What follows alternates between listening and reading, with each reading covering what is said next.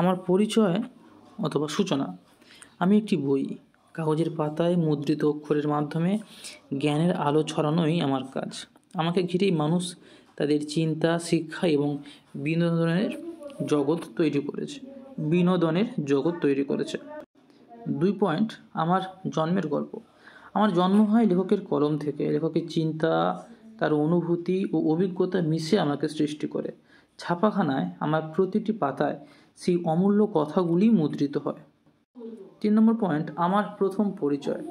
প্রথমবার যখন দোকানের তাক বা গ্রন্থাগারের শেলফে রাখা হয়েছিলাম, তখন আমি অজানা ছিলাম, কিন্তু যখন কোনো প্রথম পাঠক আমাকে হাতে নেন, তখন থেকেই আমার জীবনের উদ্দেশ্য পূরণ হতে থাকে।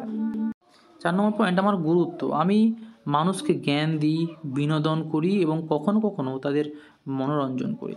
আমি ইতিহাস, বিজ্ঞান, সাহিত্য এবং নানা বিষয়ের তথ্যভাণ্ডার।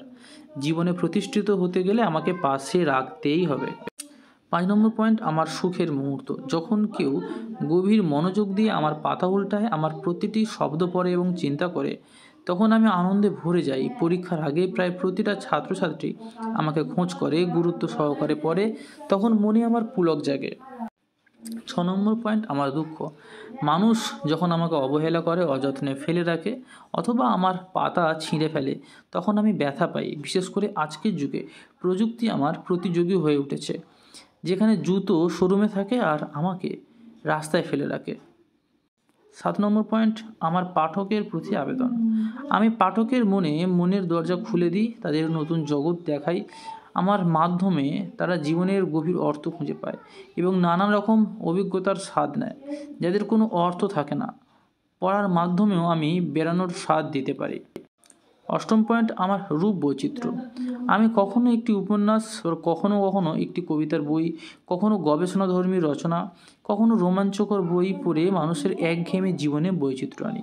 প্রতিটি রূপেই কিন্তু আমি মানুষের জীবনে ভীষণ গুরুত্বপূর্ণ। 9 নম্বর পয়েন্ট, আমার বার্তা।